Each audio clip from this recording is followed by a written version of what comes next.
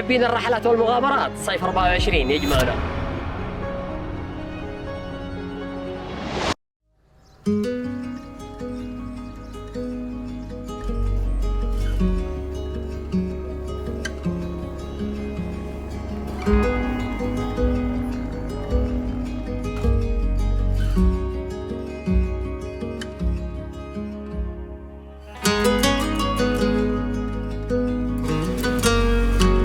السلام عليكم ورحمة الله وبركاته. صباح الخير، صباح النور، فيديو جديد ومكان جديد وإطلالة رائعة من الآخر.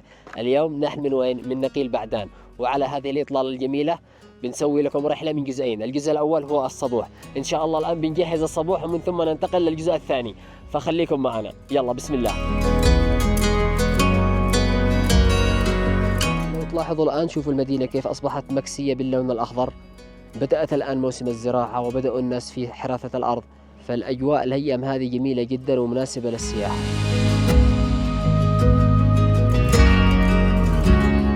الفقرة الأولى هي فقرة الصبوح، بنجهز الصبوح هنا الآن ونحن منتظرين الشباب. احنا سبقنا علشان نجهز الفطور ونفطر هنا، بعدين نتوجه إلى بعدان وما وراء بعدان إن شاء الله.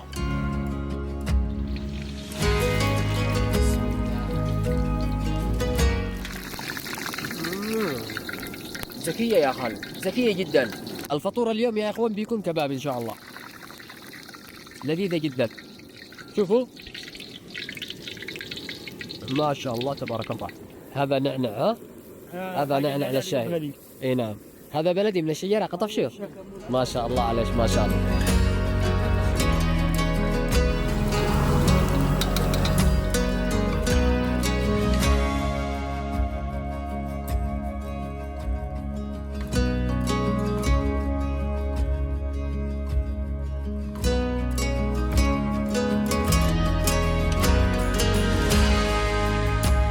الحمد لله الذي طعمنا وسقانا من غير لا حول منا ولا قوة. الآن خلصنا الصبوح الحمد لله، والآن بعد ما خلصنا الصبوح لازم ننظف بعدنا. هذه قاعدة عندنا دائما، بننظف المكان ونرجعه نظيف زي ما كان، ونواصل إن شاء الله للوجهة القادمة. فالحمد لله خلص الصبوح، كل شيء زي الفل. يلا تعالوا نشوف الجزء الثاني. يلا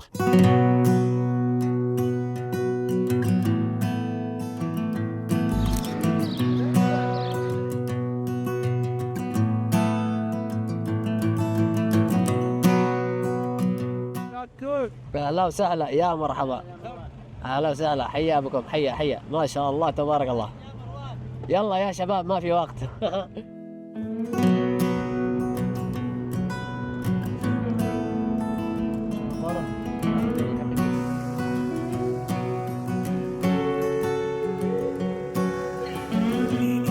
طيب يا اخوان، الان احنا وين سايرين؟ الان احنا بنروح ريمان، ولكن مش المكان هذاك اللي دائما نصوره. الآن مكان جديد، هذا المكان مناسب للجميع، للعوائل، للصغار، للكبار، مكان عائلي بامتياز، صلبة كبيرة ومفتوحة.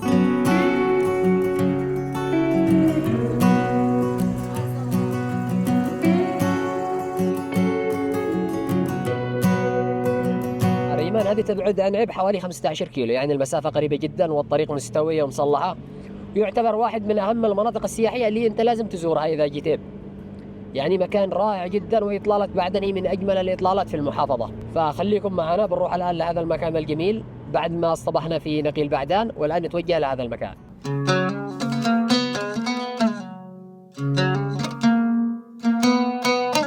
طبعا ريمان هي كبيرة، فإحنا الآن بنروح لأحد الصلبات أو المساحات الخضراء الرائعة والجميلة.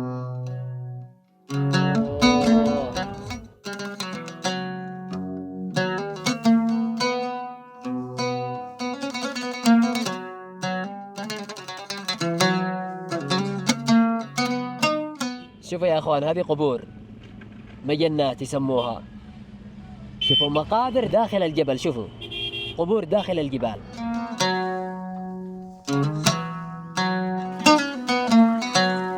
شوفوا يا اخوان، زي ما كلمتكم الان احنا في طريق ريمان. اذا جيت ريمان هذه الطريق وهذه الصلبة الاولى، تمام؟ هذه الصلبة الاولى جميلة جدا، وجنبك مسجد علشان لو تحتاج شيء وبقالة وكل شيء. فهذه واحدة من اول المناطق في خط ريمان. المكان هذا إذا في أعراس أو مناسبات في القرى المحيطة يجي يجتمعوا يبترعوا هنا. المكان هذا في مقبرة، ولكن هذا المكان الواسع والجميل للرقص والبرعة وكذا، يجي يبترعوا في هذا المكان أصحاب القرى المحيطة كامل. فإحنا بنواصل هذا خط ريمان، تمام؟ والعلامة هذه مدرسة حصن خشافة، مدرسة أبو بكر الصديق رضي الله عنه. فإحنا في هذا المكان الجميل.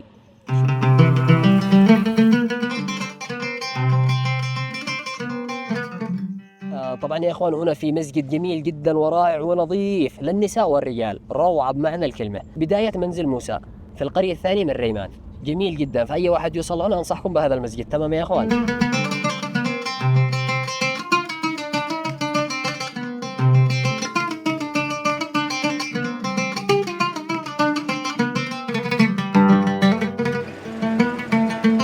الآن احنا ما زلنا في الطريق ومنتظرين الأخير يجي بس. نوقف هنا على هذه الإطلالة الجميلة زي ما أنتم شايفين. شوفوا ما شاء الله مكان ولا بالخيال.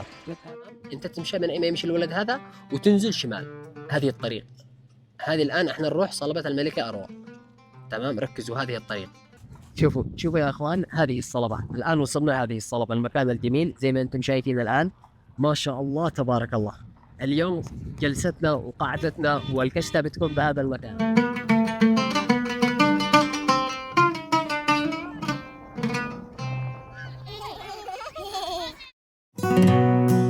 أجمل مكان من ريمان من هنا، من صلبة العلاية، واحد من أجمل الأماكن اللي زرناها وأنصحكم تزورها. شوف بنفسك.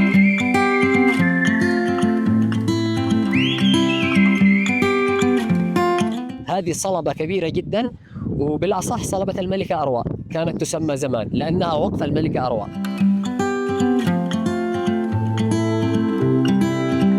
يا مرحبا. واحدة من أجمل المناطق السياحية في بعدان وفي محافظة ديم. لازم تكون هذه واحدة من وجهات سفرك القادمة إن شاء الله. شوف عزيزي، شوف عزيزي.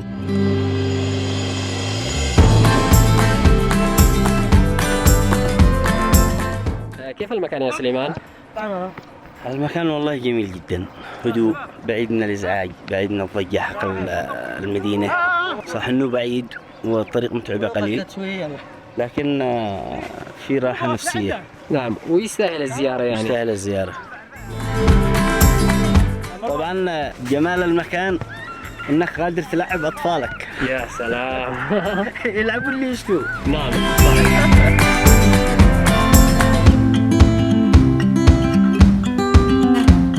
كبير جدا وواسع ومش مخيف على الأطفال، يعني آمن، يعني مش تبة مخيفة أو حادر جبل أو كذا. لا تعمل لناش فتنة، الآن يشوفوك الجوال يشتوا يجون المكان هذا. نعم، ما حفظناش الطريق.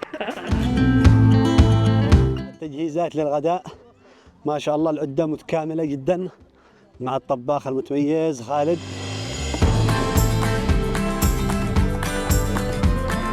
يا خالد ايش تسوى الآن؟ هذا يا شيخ مريم حليب.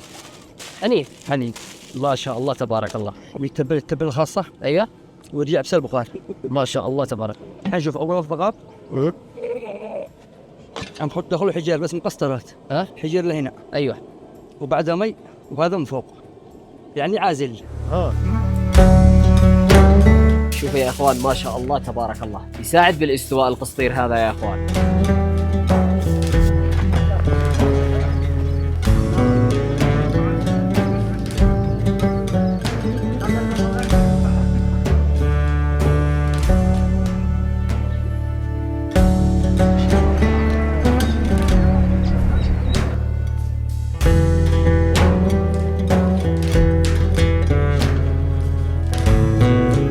شباب، يعني ريمان أكثر منطقة ممكن زرناها، الصلبات فيها لا تنتهي.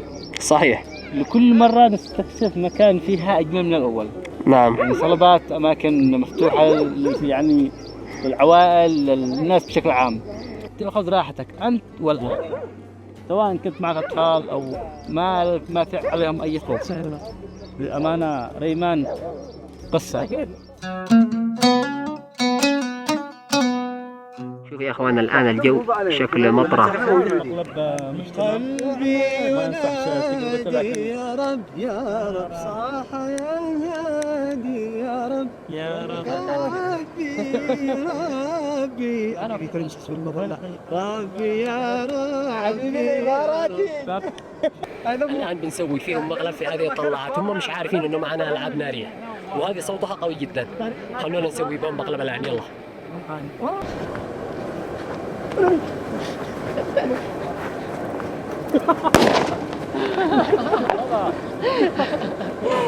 المقلب أكل المقلب.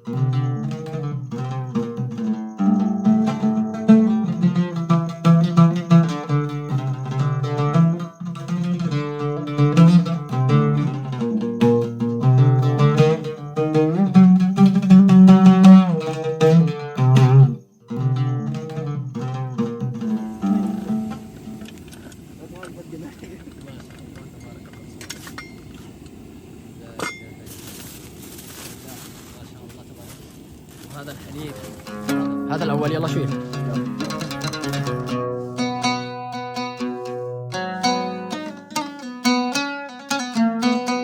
بسم الله ما شاء الله تبارك الله. تفضلوا تفضلوا تفضلوا يا مرحبا. يلا حيه وارحبوا على الحاصل. حيانا الرجال يا شباب. الله يحييك. مرحبا. صحة وعافية على الشباب. الله يعافيك. بسم الله ما شاء الله. الآن احنا نتغدى والمطر نزل علينا.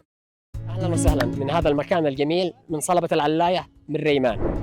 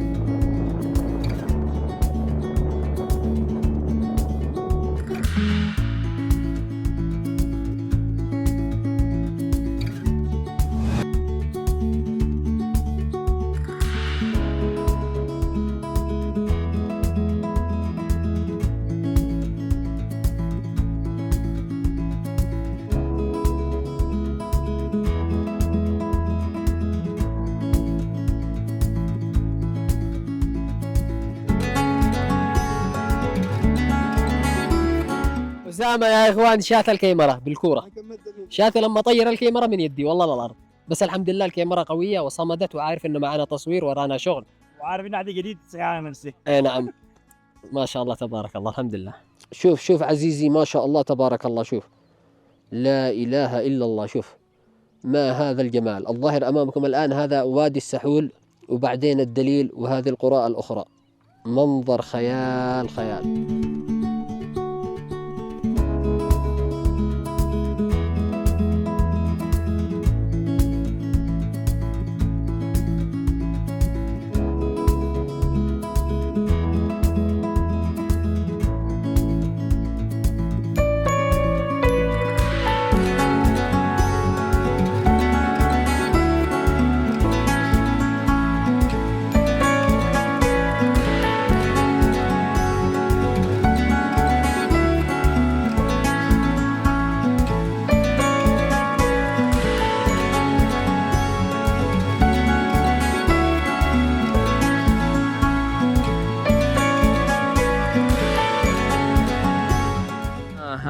ما هذا سبحان الله سبحان الله والجمال، لا إله إلا الله. شوف شوف شوف شوف شوف شوف هذه اللقطة تتوقف الكاميرا أمام هذا الجمال.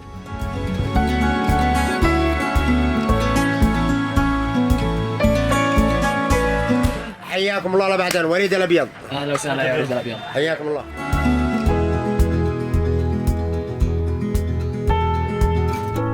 يا نعمة الله. ومن هذا المكان الجميل وعلى هذه الإطلالة وهذا المطر نودعكم ونقول ختاما لهذا الفيديو أشوفكم على خير إن شاء الله في فيديوهات قادمة. صيف 24 بيكون صيف مميز أوعدكم من الآن إن شاء الله. أشوفكم على خير، لا تنسى ما تشترك في القناة، فعل زر الإشعارات، وأنا مروان، سلام. يلا يلا يلا مطر يا شباب، مع السلامة.